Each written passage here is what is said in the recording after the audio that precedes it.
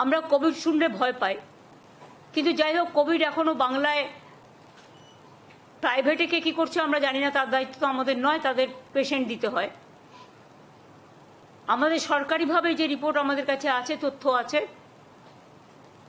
আমরা প্রত্যেককে ইম্পর্টেন্ট যারা জড়িত, পঞ্চায়েত থেকে শুরু করে, আরবান থেকে শুরু করে, মিউনিসিপ্যালিটি থেকে শুরু করে, ডিএমই থেকে শুরু করে, ডিএইচএস থেকে শুরু করে, বিশেষ করে এই ডিজিজের ব্যাপারে যোগীরাজ থেকে শুরু করে আমাদের health department, MSME department, police department, সকলে, চিফ সেক্রেটারি, হোম সেক্রেটারি, আমরা সকলকে নিয়ে কলকাতা কর্পোরেশন থেকে শুরু করে পঞ্চায়েত, রুরাল, সব ডিপার্টমেন্টকে ডেকে মিটিং করে আমরা প্রস্তুতিটা সেরে রাখলাম।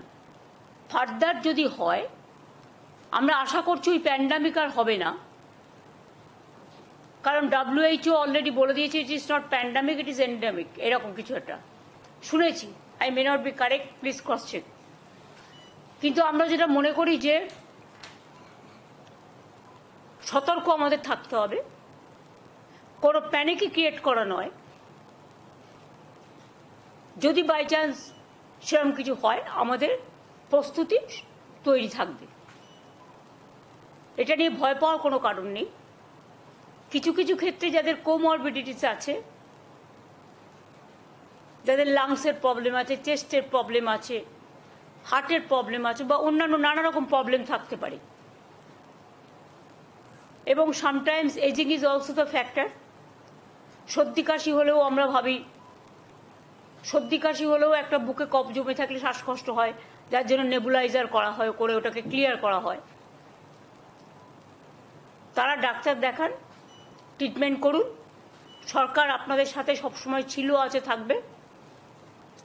চেষ্টা করুন সরকারি হাসপাতালে চিকিৎসা করার, তাহলে আপনাদের আননেসেসারিলি কোনো একটা অসুখের নামে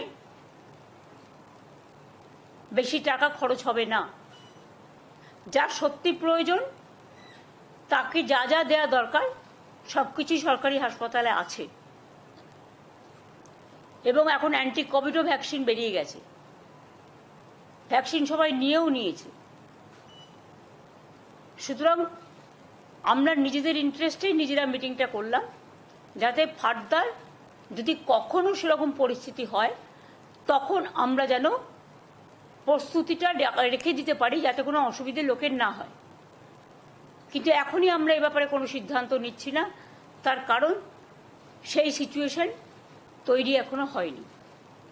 আর ভারতবর্ষে প্রায় 130 কোটি মানুষ বসবাস করেন, তার মধ্যে মাত্র হাতে গুনে 4-5 হাজারের মতো কেস সারা ভারতবর্ষ জুড়ে হয়েছে, এবং এটা হচ্ছে এক টাইপ অফ ইনফ্লুয়েঞ্জা, এবং এটা একটা কি বলছিলে, অমিক্রন ভাইরাস। এটা আমি যোগীকে বলবো একটু এক্সপ্লেন করে দিতে 2 মিনিট। আগে যে করোনা ভাইরাস লাস্ট যে ওয়েভটা বড় ওয়েভ হয়েছে, সেটা ওমিক্রন ভ্যারিয়েন্টের হয়েছে, তারই একটা সাব ভ্যারিয়েন্ট, সেটা একটু অল্প পাল্টে গিয়ে এটা এসছে। এখনো এটি ওমিক্রনেরই একটি সাবটাইপ, এবং এখনো অব্দি সেরকম ভ্যারিয়েন্ট অফ কনসার্ন, মানে যেগুলো বিরাট ঘটনা ঘটাতে পারে এরকম ধরনের ভ্যারিয়েন্ট হিসেবে WHO এটাকে রিগার্ড করেনি, একবারও বলেনি যে এটা ভ্যারিয়েন্ট অফ কনসার্ন। তো সাধারণ সর্দি কাশি জ্বরের মতোই এটি হবে, এবং দ্রুত ছড়িয়ে দ্রুত এই ওয়েভটা চলে যাওয়ারই আমরা এক্সপেকটেশন রাখছি। তবুও ম্যাডাম যেরকম বলছেন সেরকম ভাবে আমাদের তৈরি থাকার ব্যবস্থা করতে হবে। বর্ষাকালে, শীতকালে একটুখানি সর্দি কাশি হয়, সুতরাং সেটারও মাত্রা কমে গেছে, যেটা এনারা বলছেন, মানে বিশেষজ্ঞরা। সুতরাং কোভিড নিয়ে এখনই আতঙ্কিত হওয়ার কোনো কারণ নেই, প্যানিকি হওয়ারও কোনো কারণ নেই।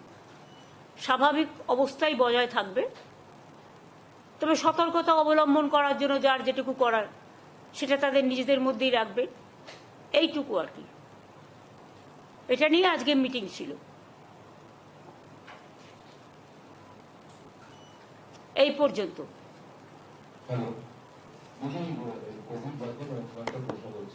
না, অন্য কোনো কোশ্চেন এখানে হবে না, এটা অফিসাররা প্রত্যেকে আছে, অনলি এটা Covid related meeting, nothing else. সরকারি